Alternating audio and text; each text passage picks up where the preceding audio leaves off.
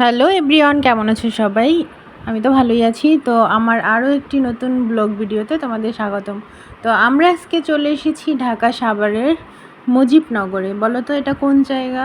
হ্যাঁ, মুজিবনগর তো বলেই দিয়েছি, কিন্তু এটা একটা ঐতিহ্যবাহী স্থান। আর এটা পরিদর্শন করার জন্য এসেছি আর তোমাদের সাথে শেয়ার করার জন্য চলে এসেছি। তো এটা হচ্ছে হরিশচন্দ্র, রাজা হরিশচন্দ্র তার রাজপ্রাসাদ। এটা বহু বছর আগে মাটির নিচে চাপা পড়ে গিয়েছিল। তো এখন এটা আমি উদ্ঘাটন করে তোমাদের সাথে শেয়ার করব। আমার সাথেই থাকো, চলো দেখি।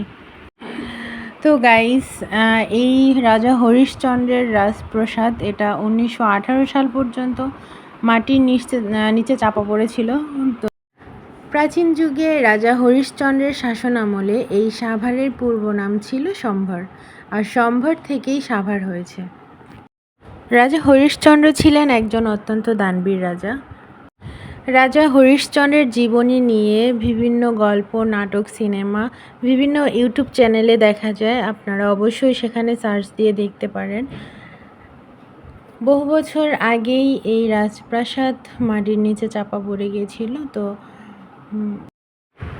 ত্রেতা যুগের ইক্ষু বা সূর্যবংশীয় রাজা হরিশচন্দ্র, তার পিতা ছিলেন ত্রিশঙ্কু। রাজা হরিশচন্দ্রের সোমদত্তের কন্যা শৈব্যার সাথে বিবাহ হয়।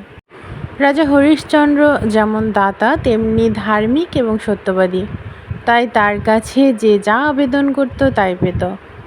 তার এই দান, ধ্যান ও ধর্মের কারণে তাকে এবং তার পরিবারকে এত বড় পরীক্ষার সম্মুখীন হতে হবে তা হয়তো তারা কখনোই ভাবেনি। স্বর্গের 5 জন অপ্সরা অন্যায়ের কারণে অভিশাপ পেয়ে মনুষ্য হয়ে বিশ্বামিত্রের তপবনে বাস করতে থাকে। একদিন তপবনে ফুল তুলতে গিয়ে গাছের ডাল ভেঙে ফেলতে বিশ্বামিত্র তাদের গাছের ডালে বেঁধে রাখেন। দৈবক্রমে রাজা হরিশচন্দ্র সেই বনেই শিকারে আসেন। তখন সেই বালিকাদের করুণ কান্না শুনে তাদের বাঁধন খুলে দেয় এবং তারা স্বর্গে চলে যায়। পরদিন সকালে বিশ্বামিত্র ফুল তুলতে এসে তাদের দেখতে না পেয়ে তিনি ধ্যান করে জানতে পারেন হরিশচন্দ্র এই কাজ করেছেন। ঋষিমুনি তো খুব রেগে যায় এবং রেগে গিয়ে হরিশচন্দ্রের কাছে গিয়ে জিজ্ঞাসা করলেন যে আমি যে বালিকাদের বেঁধে রেখেছিলাম তুমি কার হুকুমে তাদের ছেড়ে দিয়েছ? তখন রাজা হরিশচন্দ্র বললেন যে আমি না জেনে ভুল করেছি, আপনি এখন যা চান আমি তাই দান করব। তখন ঋষি আরও রেগে গেলেন এবং হরিশচন্দ্রের দান দর্প খর্ব করার অভিপ্রায় বিশ্বামিত্র তার নিকট সমস্ত রাজত্ব আর পরে 7 কোটি স্বর্ণ মুদ্রা চেয়ে বসলেন।